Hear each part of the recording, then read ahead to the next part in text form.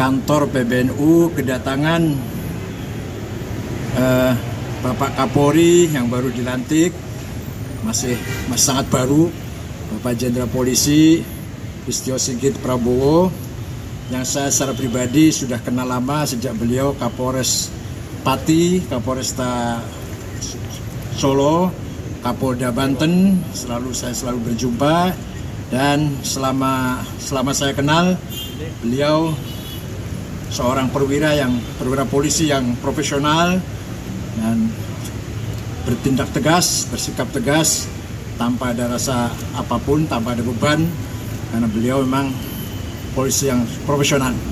Selama ini yang saya tahu, beliau sangat hormat dengan ulama dan para kiai. Waktu di Banten antara lain dekat dengan Mbah Muhtadi, Kiai Sepuh Banten, dan dengan Mbah Sahal juga dekat, dengan Kiai Ma'ruf Amin juga dekat sebelum jadi wapres belum.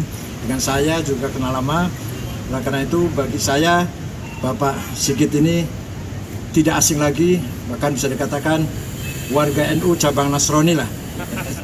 Yang ingin saya tegaskan, Kiai Said Agil Siraj itu ulama, ya, bukan kaleng-kaleng. Bukan makom kita menyalahkan beliau, ya. Dan perihal tentang tanggapannya Al-Alama Kiai Najih Maimun, ya, yang tidak setuju dengan hal itu. Assalamualaikum warahmatullahi wabarakatuh. Bismillahirrahmanirrahim. Allahumma sholli ala sayyidina Muhammad wa ala alihi wa sahbihi ajma'in, amma ba'du. Rabbi shrah li sadri wa yassir li amri wahlul 'uqdatam min lisani yafqahu qawli.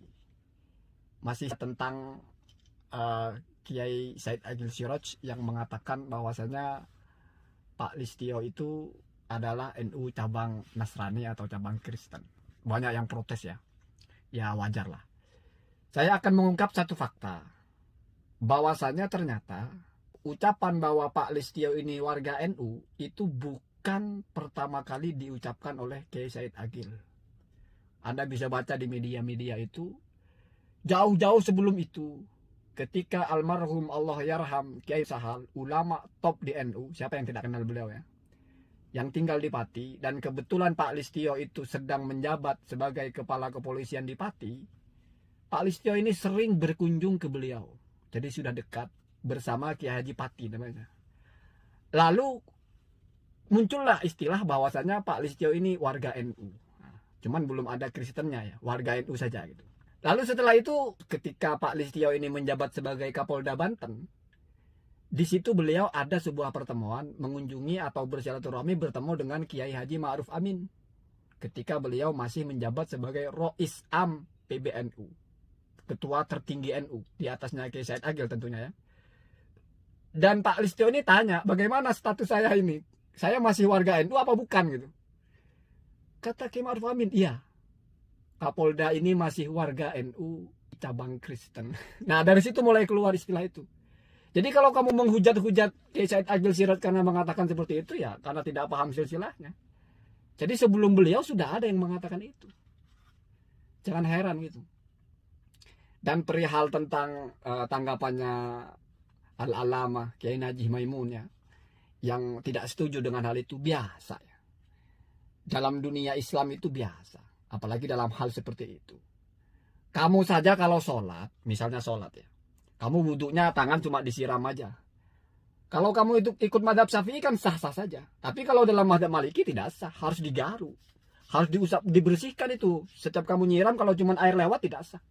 Membasuh rambut, kalau dalam mazhab Syafi'i, sehelai saja rambutnya selama dia di kepala, sudah sah wudhunya. Kalau kata Imam Maliki, nggak bisa. Harus semuanya dibasuh.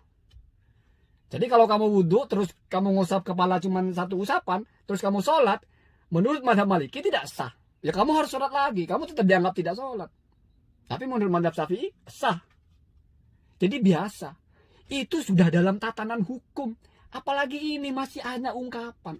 Lagian dikait-kaitkan dengan akidah apanya? Apakah kalau dianggap warga NU berarti otomatis muslim? Enggak. Kamu tidak akan menjadi orang Islam walaupun sudah menjadi orang NU kalau kamu tidak bersyahadat. Itu kan penting. Ini kalau kita tanggapi serius, ya. Belum kalau kita tanggapi itu ya sebatas guyon saja. Belum kalau kita bawa teori balaghah itu.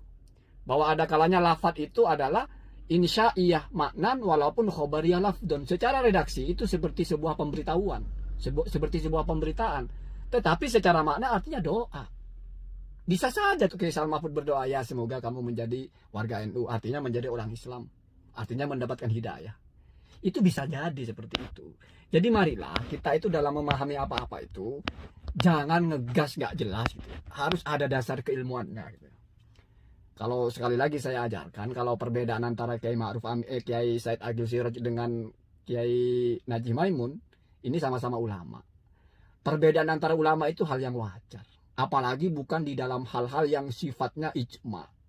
Yang sifatnya itu sudah sesuai Al-Quran dan hadis dan tidak ada perbedaan pendapat. Tidak ada ikhtilaf, ya tidak boleh gitu ya.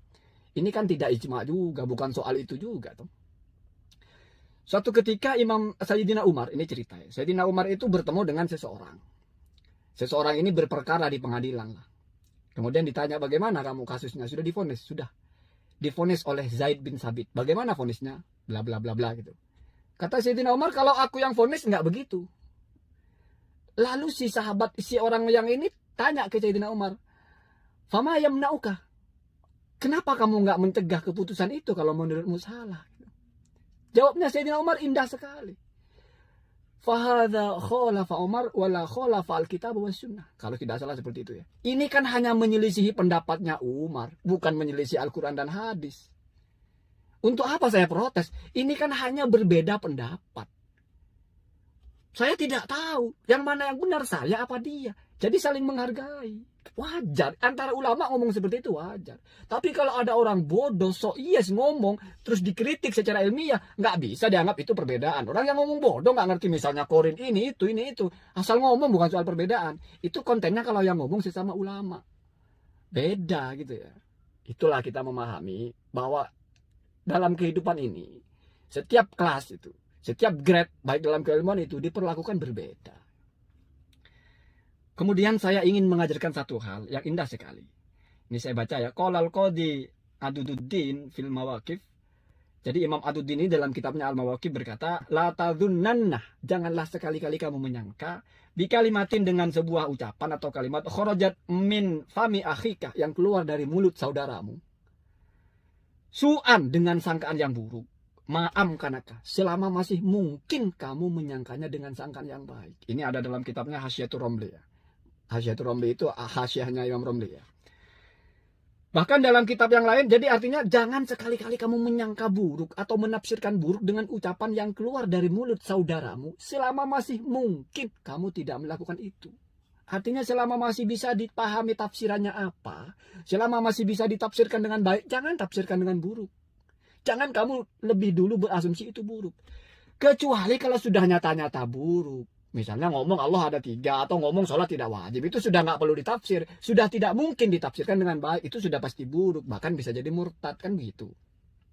Bukan hanya di situ, bahkan jauh-jauh sebelum Hasyiah Romli ini ada wa akhrajal Baihaqi fi Syu'ab an Sa'id bin al-Musayyib.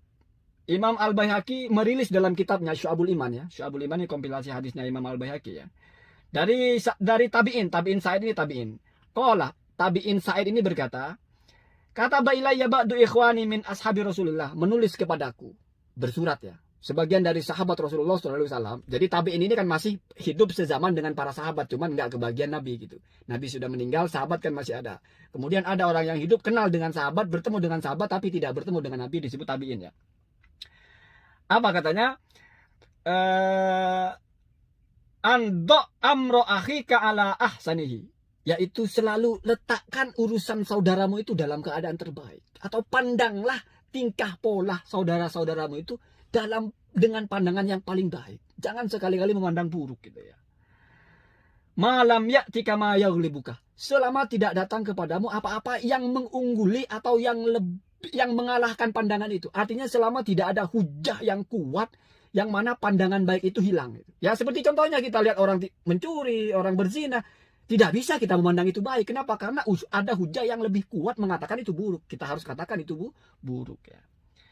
Kemudian wala tadunnanna, sama ya. Dan janganlah kamu sekali-kali menyangka bikalimatin, dengan sebuah kalimat kharajat min imri'in muslimin, yang keluar dari lisannya seorang muslim, syarron, dengan sangkaan yang buruk. Wa anta, ini ya, dan kamu atau selama kamu lah di atasnya atau atas hal itu fil khairi, untuk diarahkan kepada kebaikan, keliru ya. Wa anta dan kamu tajidu menemukan ya. Memungkinkan untuk menemukan laha atas kalimat tersebut fil khairi ke dalam kebaikan muhmalan bisa dibawa atau bisa ditafsiri gitu. Jadi jangan sekali-kali kamu itu berburuk sangka dalam menafsirkan ucapan orang selama masih ada cara untuk menafsirkannya dengan tafsiran yang baik. Gitu. Jadi kita berusaha terus bagaimana ucapan orang itu tidak kita prasangka buruk. Kecuali sudah jelas-jelas buruk. Jadi mari kita biasakan itu ketika menghadapi perselisihan itu. Jangan kita lebih cenderung memvonis buruk. Apalagi kita tidak paham. Ya. Jadi inilah yang ingin saya tegaskan. Kiai Said Agil Siraj itu ulama. Ya. Bukan kaleng-kaleng. Bukan makom kita menyalahkan beliau. Ya. Mesti beliau punya tanggung jawab. Beda dengan gus-gus abal-abal. Beda dengan youtuber-youtuber yang entah apa keilmuannya. Kita salahkan. Ya memang harus disalahkan. Nyata-nyata salah. Nggak ada dasarnya ngomong kan. Kan begitu. Dan urusannya juga lain. Ini tentang NU cabang Kristen. Apa hubungannya dengan Islam? Nggak ada. NU itu ormas. Bukan bagian dari agama. Bukan bagian dari rukun Islam, rukun iman. Bukan. Ya, jadi gitu. Jadi sangat multitafsir. Ketika multitafsir, usahakan menafsirkan dengan tafsiran yang baik. Sehingga kita tidak mengotori hati dengan berkata-kata kasar kepada ulama. Ya. Semoga ada manfaatnya. Ya itulah pelajaran yang disampaikan Sayyidina Umar itu. Khalafa Umar wala yukhalifa alkitab was sunnah. Dia hanya menyelisih aku, bukan menyelisih Al-Quran dan hadis. Untuk apa saya tegur, untuk apa saya salahkan? Wala a'rifu al-khairu wasyarr. Dan saya tidak tahu nanti di hadapan Allah itu mana yang benar. Jadi silahkan ya. Silahkan kita ikuti siapa yang Anda yakini tanpa harus mencaci orang lain. Kalau konteksnya ikhtilafu baina ahlil ilmi. Perbedaan antara ulama. Gus Naji itu ulama top ya. Kiai Said Agil juga ulama top. Jadi kita ikut yang mana silahkan. Tanpa harus mencela. Tanpa harus menvonis. Jangan ikut-ikutan mencela. Kenapa? Karena bukan makom kita. Semoga ada manfaatnya. Assalamualaikum warahmatullahi wabarakatuh.